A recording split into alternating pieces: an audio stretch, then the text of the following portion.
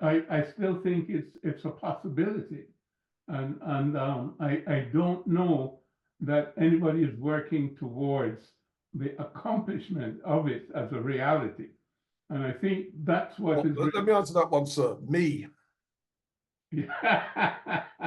That's what I do. That is what I do. What I'm trying to get is about 20 or so more scholars like you to work along with you to really do something like that UNESCO, project with the history of Africa. But this will be the historiography, shall we say, or the revised history of Africa, because in revising the history of Africa, you have to revise European history, because what has happened is that European history has submerged our history. So when we resurrect our history, then it's going to produce the seismic cracks in European history to show, all the fallacies. And then, what that's going to do in terms of blowback. It's like, with Bernal's thesis of the, what was it, the ancient model and then the Aryan model. And he was saying that the ancient model was correct, which basically, was valorizing, shall we say, African civilizations, Near Eastern civilizations, and so on. And that the Greeks learned, from these civilizations, and then the Romans as well. And of course, he got tremendous blowback from that.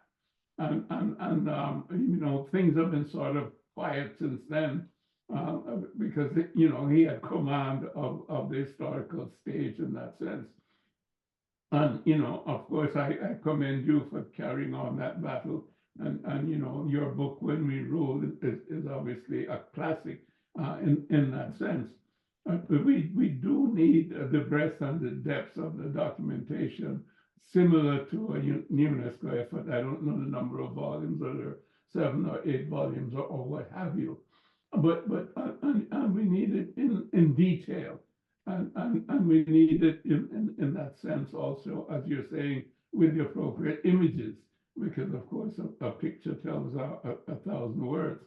And I think it's the sort of thing that one needs, both the African Union to really fund and create a group of scholars that will be, resurrecting, if you will. I don't particularly like that term, but redocumenting, whatever the right term is, the proper historiography of Africa. It needs that kind of effort, a continental effort that is well funded.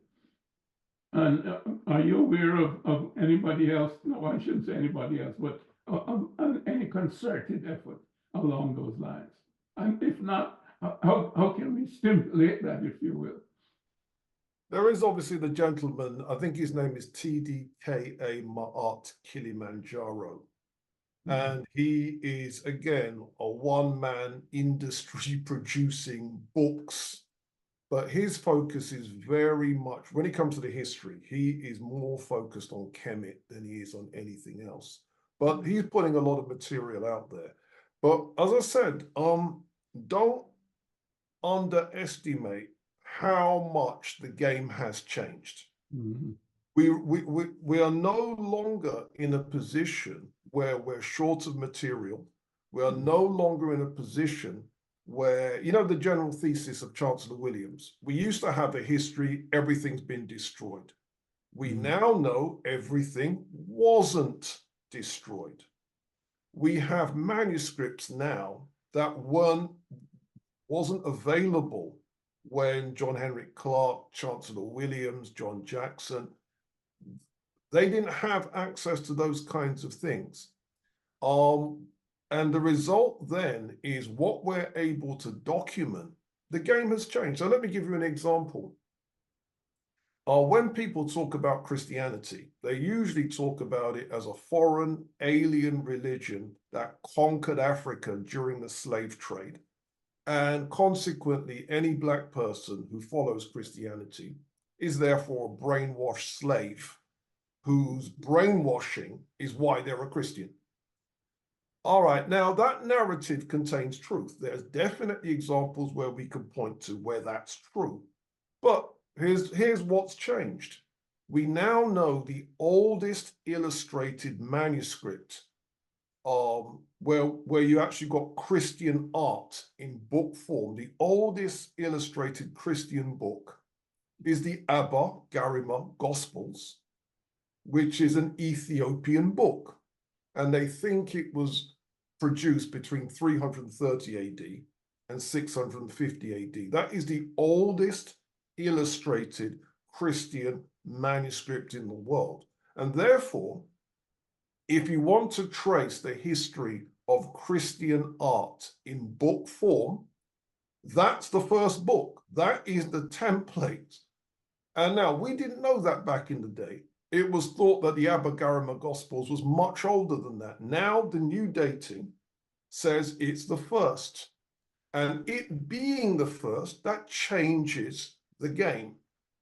Back in the day, we used to think the only influence that Africa had on the rest of the world was through ancient Egypt. And so it was, the importance of the ancient Egyptians on the Greeks, the importance of the ancient Egyptians on the Hebrews. And then that is how African culture spread across the world. We now know, and again, this is in the general history of Africa, that the Armenian script of the country next to Turkey and the Georgian script of southern Russia or south of Russia, whatever, wherever Shevardnadze was from, those scripts are derived from the Ethiopic script in East Africa. And anyone watching this can pull up some Ethiopic and look at what the letters look like, pull up Armenian and look at what the letters look like, pull up Georgian and look at what the letters look like. Now, you notice that nobody talks about that type of influence. We now know that there's a scholar that J.A. Rogers spoke about in the 1940s. His name is El-Jehiz, and J.A. Rogers calls him the 9th century lord of Arab literature, a black man from East Africa. There are Islamic scholars now who are arguing that El-Jehiz's book, The Book of Animals, which was written in the 9th century, contains a rigorous theory of evolution that is comparable with the natural selection theory that Darwin produced 1,000 years later. Again, this is how the game has changed. You know that in English schools and in Australian schools, they teach how Captain Cook discovered Australia for the British Crown. There are newspapers, including right-wing conservative newspapers in Britain, that are talking about how archaeologists have found 11th and 12th century coins from Kilwa Kisiwani, which is in Tanzania. And what are those coins doing on the northern coast of Australia?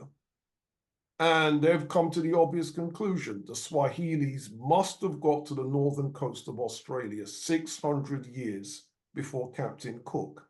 This is how the game is changing.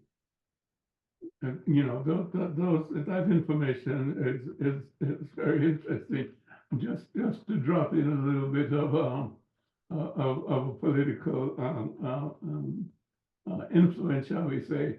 It seems that Mr. Putin has opened his vaults and is showing us some Russian icons that I think go back to that period that you were mentioning in terms of the artwork and showing the Virgin Mary and Jesus, etc., and disciples in living color, shall we say. Have you seen that icons?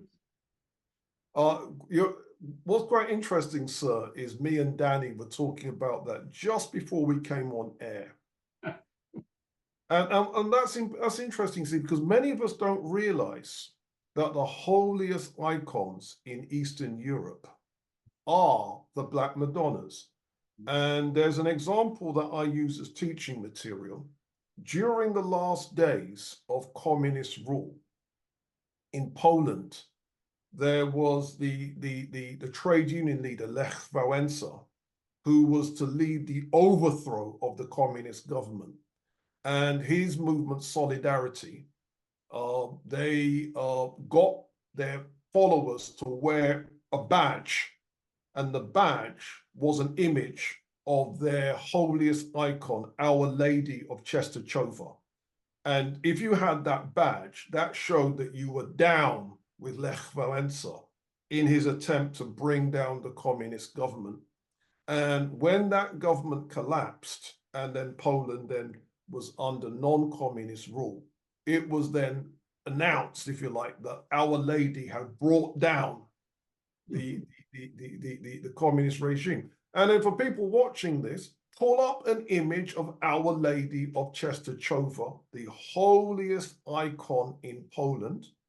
I'm reliably informed by Polish people that when they show that icon in public, special music has to be played in the church, and then you're supposed to kiss the ground where that icon is. Does that make sense? That is the reverence.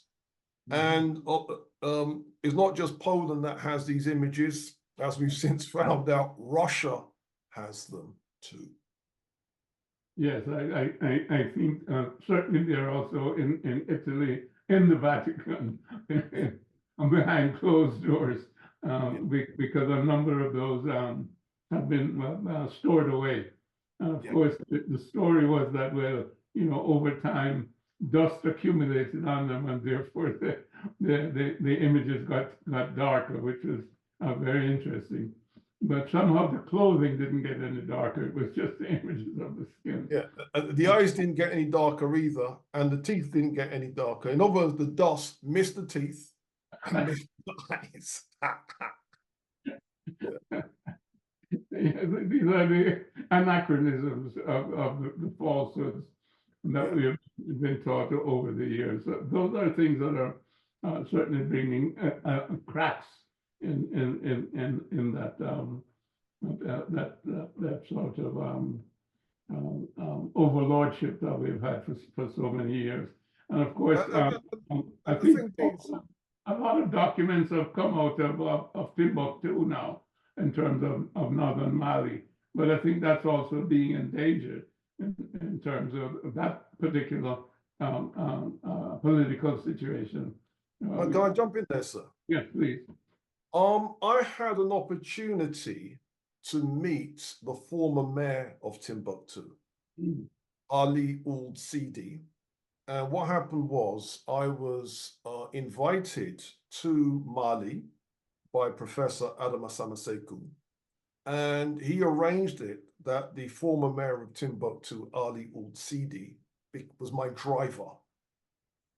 And I was shocked. So in going from my hotel to the various events, me and Mr. Sidi could talk and talk and talk. And he explained to me a number of things about the Timbuktu manuscript, such as a 16th century manuscript was found, and they have reason to believe it was used at the University of Sankore in Timbuktu during the 16th century, during the Songhai Empire period. And they translated the manuscript. They sent it to France to check the level of the mathematics involved. And Ali Sidi says that the people in Paris said that the kind of mathematics they were doing, it was algebra, was the same level of algebra that you would teach in the second year of a French maths degree.